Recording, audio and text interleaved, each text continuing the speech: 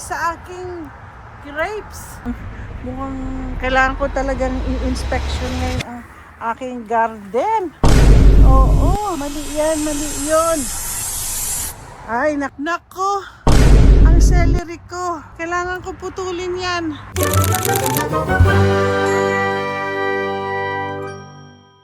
Revisiting my garden right now. So far, this is, oh my gosh, after the rain. We got rain. Now I had, ano ba to? Ang dami niya. Bulaklak na ang talong ko, pero I need to have it bigger. Mamulak. And my strawberry, my blueberries. Lapit ng July.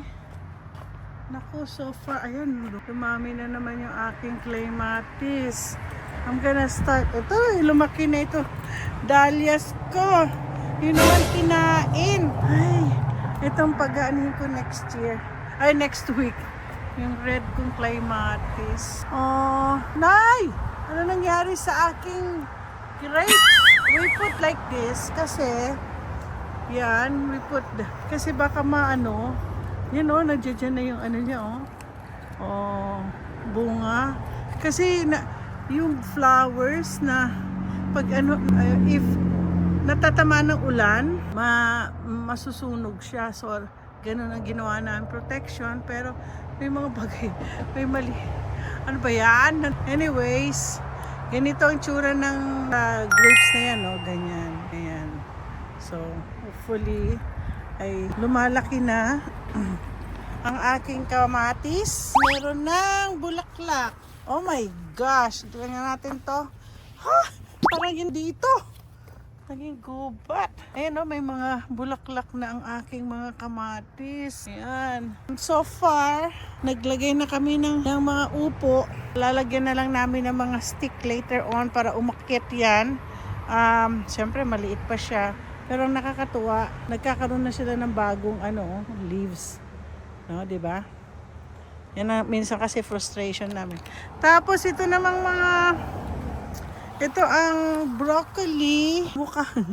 Ay, ang broccoli nag-uumpisa na sila, oh. Tapos yung chard ko, pwede na ako ginisang chard. Oo. Ito naman ang rosemary ko. Ano ba yan? Naging wild. Tapos yung chives ko. Ito hindi ko nga alam kung ano to eh. Ang dami ko ay hindi. Parang sibuyas din. Ayun naman yung mga onions ko. Ito naman ang cabbage. Lumalaki na yung cabbage. Cauliflower. Hi! Ito ang medyo nakakatuwa. Tapos yung kailangan ko mag-pruning dito. Yan ang aking napa cabbage.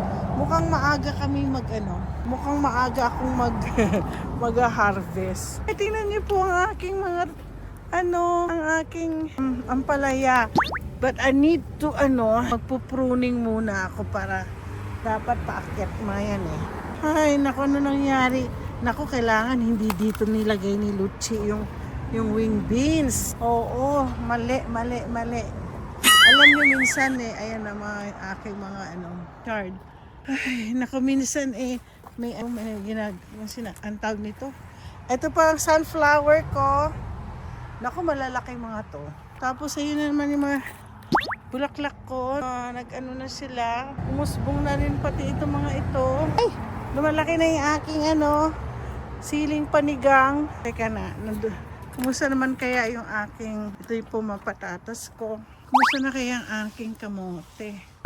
Yung kalabasa yun Hindi ko alam kung kalabasa ba yun. Kalabasa. O naglalagay si Luchi dyan. Ito, mga patatas yan. Ito po yung aming dahon ng kamote. Naku, ba't dito nilagay ni? Mali ito. Talaga naman si Luchi. Ito po ang aming okra. Ang dami po naming nilagay na okra. Ito lang po ang tumubo. Mukhang failure kami sa okra ngayon. Pero ito mali ito. Hindi ito dapat ganyan. Tapos nakakatuwa, tingnan niyo po yung yung aking, yan po ang aking cucumber. Yan, pag nakikita nyo. Tapos, saan yung sinasabi ni Mukhang kailangan ko talagang i-inspection ngayon ang aking garden. Oo, mali yan, mali yun. Ay, naku, cucumber. Umaakyat na rin yung mga sitaw ko, oh. Paakyat na rin. Alam mo, marami kasi mga kumakain eh. Ayan ang cucumber ko. Wild na. Ito na yung aking mga carrots. Ayan na yung whole beans ko, oh. Nag-ano na sila, paakyat naman yan. Ito rin, aakyat na rin yan. Ang ano pala, ano yun? Snow peas. Dito nilagay. Pero hindi pa siya namumulaklak. Ay, nako, fail. Kailangan uulitin namin yung okra. Uulit ko yung okra. Ay, kailangan ko kumuha ng buto ng okra. Kasi wala pong ayan po ang akin. Walang ano. Okay. So far, ito po yung mga bulaklak ko, magagadyola. Tapos dumami na rin yung mga ano, oh. Saan ko sa yung... Meron ako kasi tinapon ditong seeds eh. Namumulaklak. Ayan, oh. Dumami na yung mga bulaklak. Yan po yung bahay ko. Mga bulaklak na. Like po. Tapos ito po ang aking kalabasa. Ayan. Naku, namumulaklak na. Kailangan ko pumitas ng bulaklak. Yan. Ganda-ganda ng... Upo ako dito. Meron kasi akong parang garden eh. Dito, oh. Kita niyo yan. Upo ako dito. So, ayan po yung aking garden.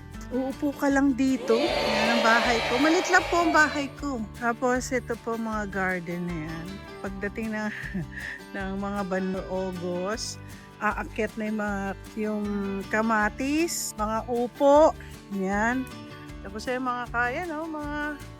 Yan lang naman ang aking ano. Nasa kanto kasi ang bahay ko. Kantong-kanto. Kaya, hindi lang magandang yun eh. Gloomy na, oh. Hindi siya, walang sunset.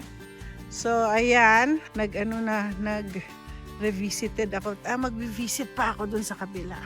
Saan ako dumaan kanina? Sa harap pa ako dumaan.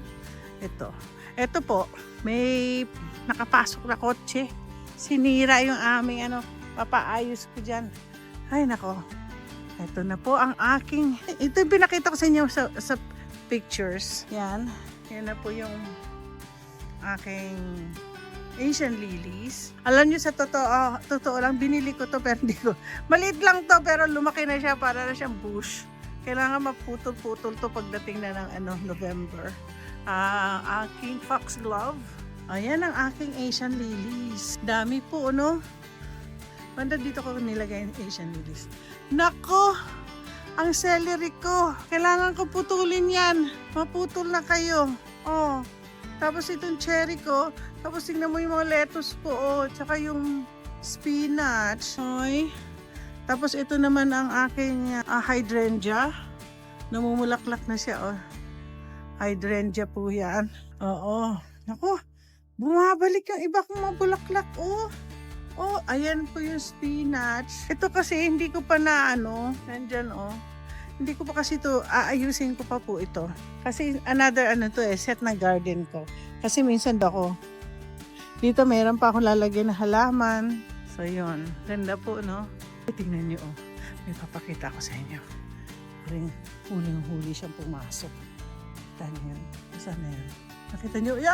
Ay, bees! Nakita nyo yung bees? Oo. Hindi ho yan langaw. Bees ho yan. So far po ito yung bahay ko. Sa gilid-gilid. And nandoon yung aking greenhouse. Oh, nako. Ito po hydrangea po. Blue ito eh. Blue ang kulay. Nakikita niyo na to. Nalabas ng blue. Mukhang madami siya ngayon, no? Madami. Papaputol ko pa yung mga iba dyan, no? Ito kailangan maputulan to. Hindi po nakokontrol niyo naman kasi para hindi maging puno yung Ito isang white ko na hydrangea. Tapos, ito mga hindi ko na pinapansin pero namumunga sila yung mga succulent ko. Meron pa doon, no? Sa tingin ko kukunin ko mga yan at ilalagay ko sa mga paso. So far, ayan na po yung lumalaki na rin yung ginawa ko. Binili ko yung kasi alam niyo sa isang ganyan po $65 na yan. So, yung mga yan, ito yung mga luma ko na may mga bumabalik. Tapos, ang ginagawa ko dyan, bibili na lang ako ng ng mga halaman. Tapos, pagsama-samahin ko sila. So, yan. Pinagsama-sama ko sila. Yan, nakikita niyo yan. Oh. Yan, ito isa pa to. Nalaki rin yung mga yan eh. So, ito na yung bago kong duyan-duyan. So, pag nakaupo ako dyan, minsan dito niyo ako nakikita nakaupo. Yan. O siya, alam niyo po, enjoy. Like and subscribe na lang po kayo ha. Revisiting my garden. Okay, bye-bye.